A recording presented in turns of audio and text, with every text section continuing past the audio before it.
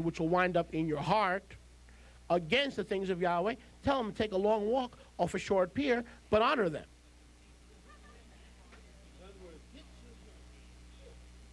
You know how I honored my father? I never spoke against him. I never cursed him. I never returned evil for evil, but I sure used my arms to keep him at a distance, because I wouldn't let him come into my mind and into my wife's mind and pollute my ark and my wife's ark. And see, we don't have that in the congregation anymore. Thankfully, Yahweh removed that. We used to have people every week that would pollute the people. They'd pollute the body of Yahweh, talking about Rivka, talking about you, talking about Tehillah. Yahweh took them out. They'd be in the parking lot. They'd be in the back room. They don't care where. They don't care where they were.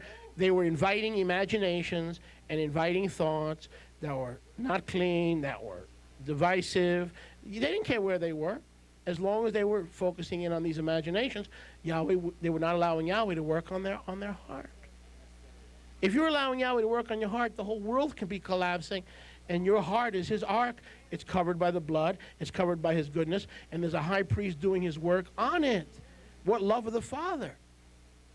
He does all his work on that mercy seat. Baruch Hashem. Is anyone enjoying? It is interesting to note, now this is going to blow your mind, that the two poles on the side that were used to carry the ark were never removed either with Moshe in the wilderness or in King Shlomo's temple, Bet HaMikdash. Remember the poles that were used to carry the Ark of the Covenant, those two poles? You know they were never taken out of the ark? Do you know that? You know why? I'll tell you why. Because Yeshua had not come. And the ark had not found its final resting place. Today, where is the true Ark of the Covenant? In heaven. But the ark does not have poles anymore because it's found its true resting place. The same with your ark, your heart.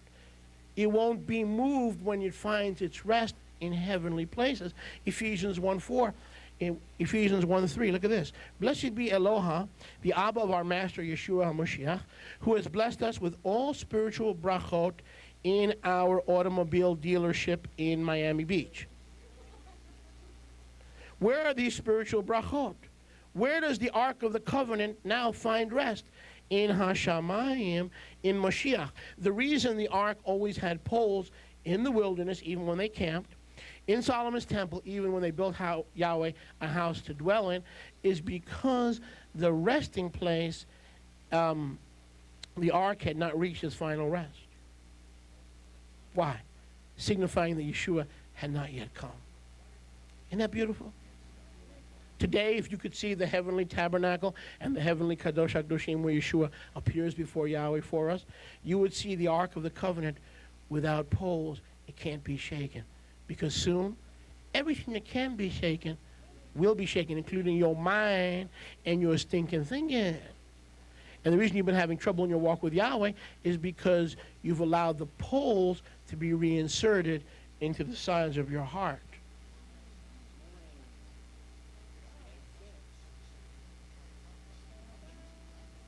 And I'm not talking about Polish people. What poles have you put into the ark of your heart that's allowing it to be moved and carried when your heart is a type of the Ark of the Covenant that has no poles because it finds its rest in Yahweh? I believe it was Augustine who said the human heart has no rest till it finds its rest in Yahweh.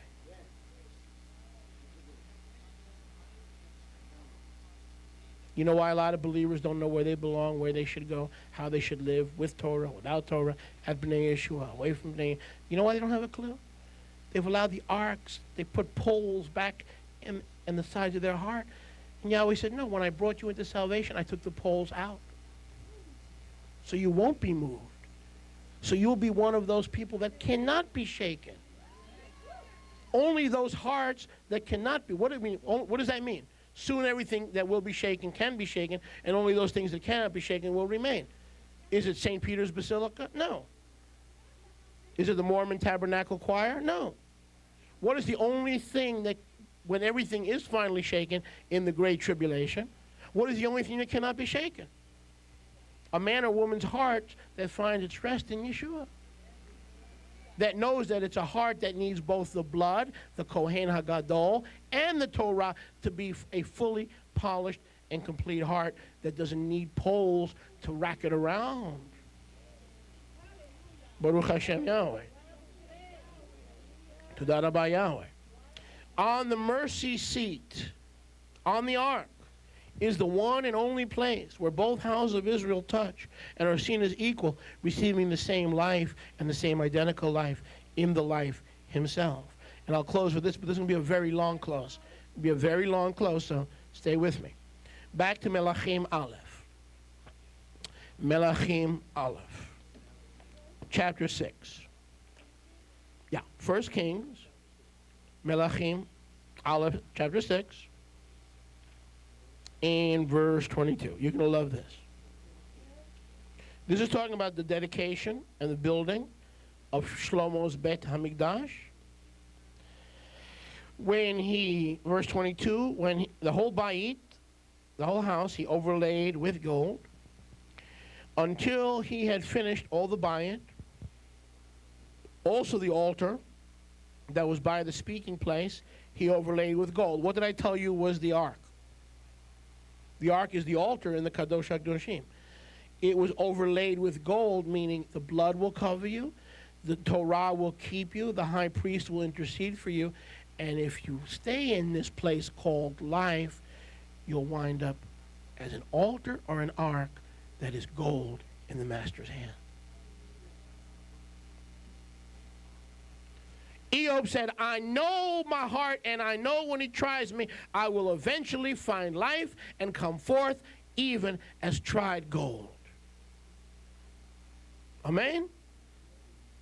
So now watch, verse 23. And within, so in other words, everything Yahweh does, he doesn't want to use bronze, he doesn't want to use copper. Whatever he covers in your life, your past, your mistakes, your errors, it's not just with a covering of blood and Torah for future guidance, it's with a covering of gold, because you are a king, and as a king you must have the altar covered with gold, because Yahweh is pure and he will only minister on an altar and an ark covered with his purity.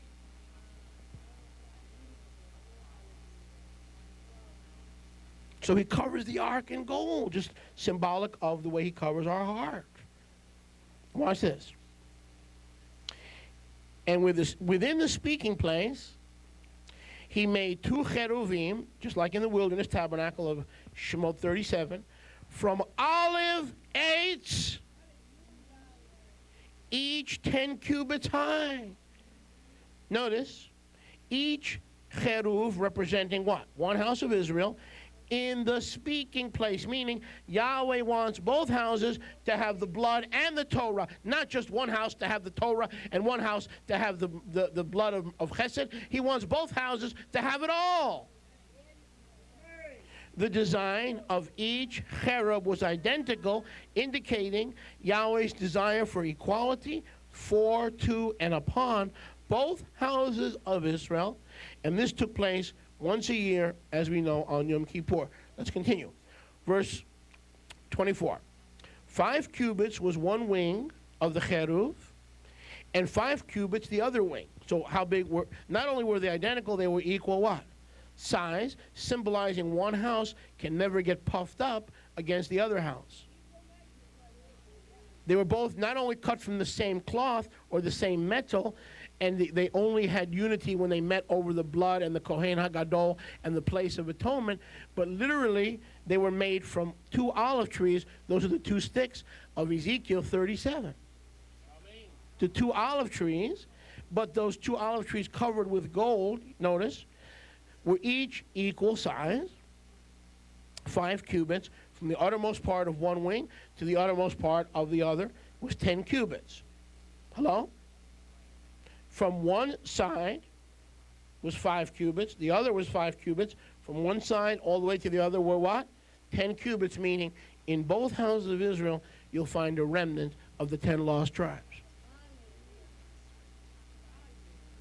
Because both houses, from one side to the other, including the area where they touched, was how many cubits?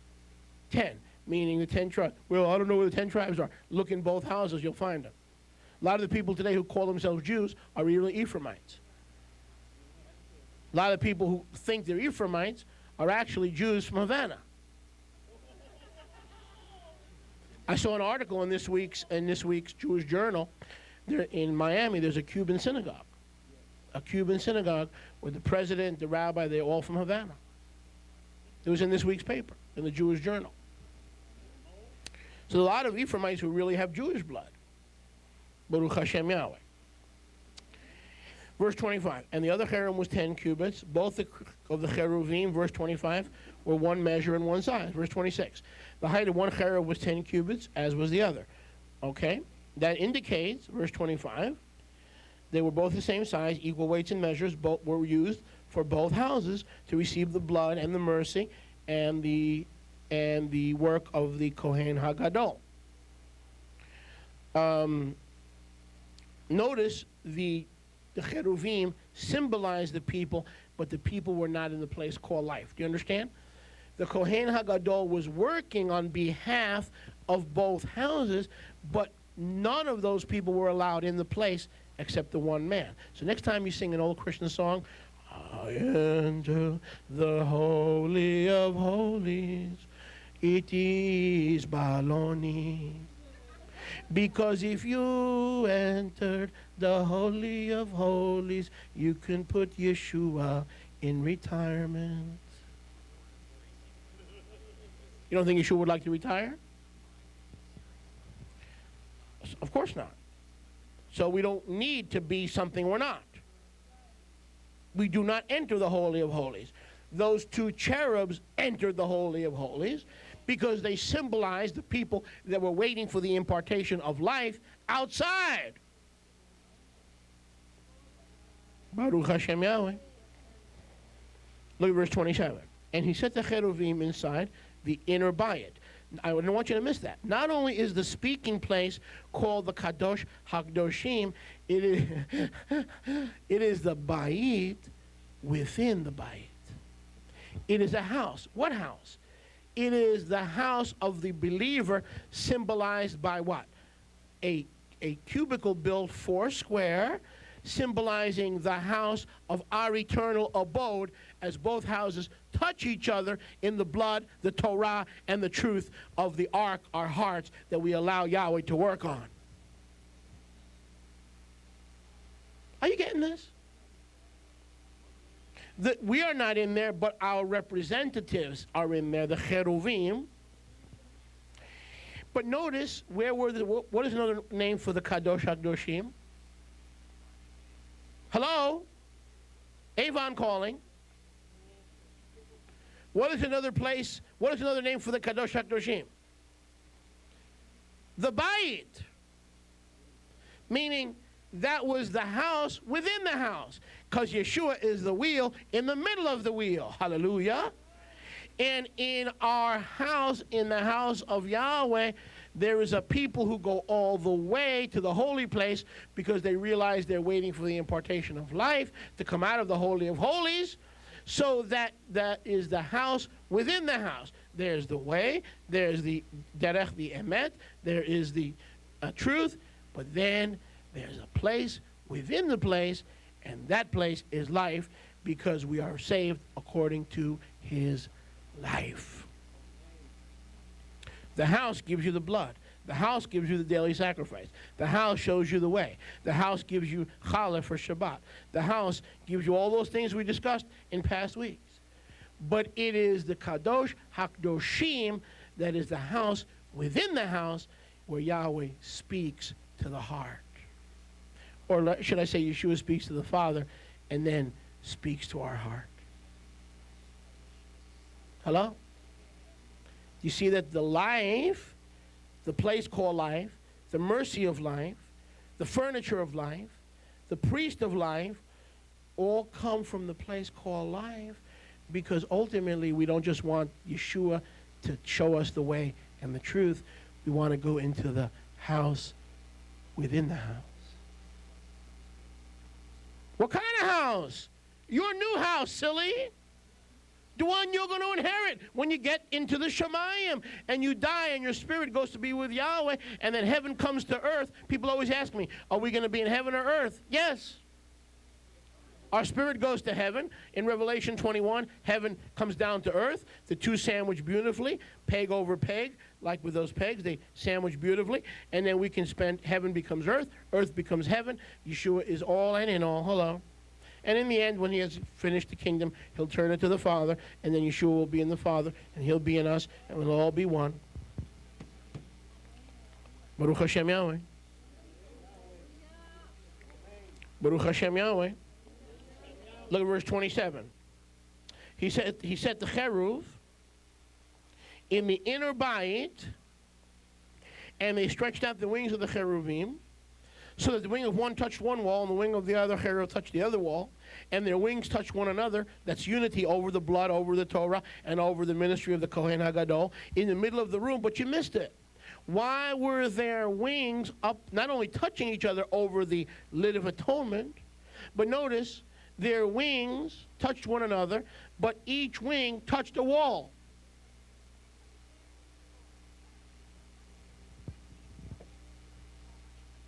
Why did each wing touch a wall? The middle, they touched each other. But on the outer edge, each wing touched a wall, meaning there was no what? Crawl space. There was no space. Because in the New Yerushalayim, the house within the house, all will be Israelites, 12 gates for the 12 tribes of Israel. No gate for Jews, no gate for Christians, no gate for Buddhists. There's no room for anyone in the New Yerushalayim except both houses of Israel. If you're a believer, which house are you from? It's not a question of do you have Jewish blood, it's a question of which house are you from. And if you're not from any house, Yahweh will assign you a house when he returns, when Yeshua will assign you a house. You know why? You know why there's no space between the cheruvim and the wall? You know why there's no space? Because there are 12 gates, 12 messengers, 12 tribes of Israel, 12 gates, 12 messengers. There you go. Does it get any simpler? There was no space for anything other than the blood of life, the priest of life, the furniture of life, the heart of life, and the place of life. This is good. And look at verse 28. He overlaid the cheruvim with gold. What he does individually, he does with both houses. He turns us from garbage into gold. Now, don't look up that word garbage. It's not in your dictionary. Even if you're from the Caribbean, it's not in the dictionary.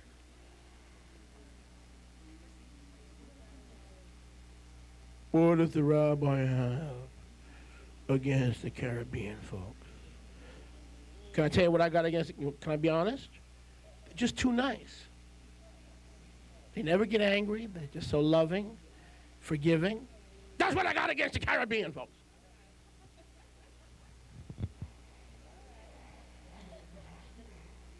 "29. And he carved all the walls of the bayit, all around, with carved figures of cherubim." We'll skip that. Go down to verse 31. And we're still in Melachim Aleph, 6:31. Stay with me. 1 Kings 6:31. And the entrance of the speaking place, he made doors. This is the temple, Shlomo's temple. So not just the gold cheruvim, but he made doors of olive, 8, the lentil, the side post, a 5th part of the wall. Notice, the two doors represent what? Both houses of Israel. They're both made out of what? Olive wood. Come on, the two sticks, the two olive sticks. The olive tree is Israel. Both of the doors in Solomon's temple leading into the speaking place symbolize both houses of Israel and both houses' entrance back to Yahweh. Listen, all believers are to see themselves as part of the olive tree, and the truth lies at the entrance back into the presence of his mercy and forgiveness at these two doors. Look at verse 32. The two doors were also of olive wood, olivates, and he carved upon them carvings of cherubim, palm etzim, open flowers, ever laden with gold. So the two houses that allow Yahweh to what? Work on their heart are going to be covered with gold, but not only with gold, but with flowers and with fruit, palm etzim, symbolizing the what? The fruit of the Ruach for both houses of Israel. So that Judah learns grace and Ephraim learns law, and through that combination of law and grace, fruit is produced and the ark is remade, because notice the ark was not just the blood of atonement, it was a blood of atonement and the word of Torah that was inside of the ark. Notice, when you have the full package, you enter into that speaking place. You have to be Israel, one of those two olive doors to swing open into that place from which life comes. And when the life comes out of the Holy of Holies, it produces fruit, not in one, but rather in what? Both houses of Israel. Isn't this beautiful? Baruch Hashem Yahweh. And now look at verse 33. Also he made for the door of the Beit HaMikdash posts of olive, a fourth part of the wall. So not just the doors into the speaking place were the two olive trees or the two houses of Israel, even the what? The door posts were made of olive. And I'll close with this. How many have enjoyed this message? All right, I won't close. I mean, imagination. Pull down, pull down. Pull down imagination. Pull down. I don't want you to imagine that I'm closing when I'm not. Melachim Aleph 8:8. Melachim Aleph 8:8. 8:8. 8 is symbolic of what? New beginnings, new life. So the Makom, the Kadosh HaKadoshim, was Yahweh saying to Israel, you like what you see, but you can't enter. If you allow the high priest to enter once a year, he will take you to that city, the New Yerushalayim, which is also a city built what? 4 square. Remember what we just read in Melachim Aleph? That the Kadosh HaKadoshim was called a what? A bayit within a bayit? Hello? Why? Because it's not just life of Yeshua, it's the home of Yeshua. You may not like having a roommate now, darling, but when you get to heaven, you're going to have a whole bunch of roommates, because Yeshua is going to open up his home. It's going to be our home in his home, or the home within the home. And that's why that Holy of Holies was 4 square, but there was no space for anything except the 2 cherubs and the one doing the work on those 2 cherubs. Does this blow your mind? But I'm going to blow it even further. Turn to your neighbor and say, my rabbi's a mind blower. Not a blower motor. Don't say that.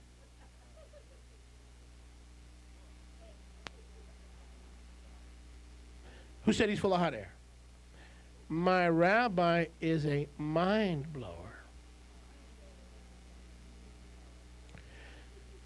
Watch this. Melachim 8:8. I'm sorry. Melachim Aleph 8:8. Now in Shlomo's Beit HaMikdash, the poles, extended so that the ends of the poles were seen sticking out. Oh, are we on? Are we on? Are we going? The ends of the poles were sticking out from the Kadosh HaKadoshim into the Kadosh place, in front of the speaking place, but they were not seen from the outside and are there to this day. Whoa. Listen, I'll read it again because some of you missed that. The poles of the ark, what is the ark? Us, our hearts, right? The poles extended, those life-giving poles, but those poles that pull us away from the work of Yahweh, extended to the ends of the poles were seen sticking out into the Kadosh place in front of the speaking place, but they were not seen from the outside to this day. Meaning, they saw, if you were in the holy place, looking into the Kadosh HaKadoshim, you couldn't see the poles, but you'd see them protruding into the curtain when the doors were open. This is assuming the doors were open, the two olive tree doors. You would see them sticking into the curtain and the curtain bulging and protruding, but the poles were not seen. Did you get that? You would see the protrusion, the curtain being pushed, but you couldn't see the poles.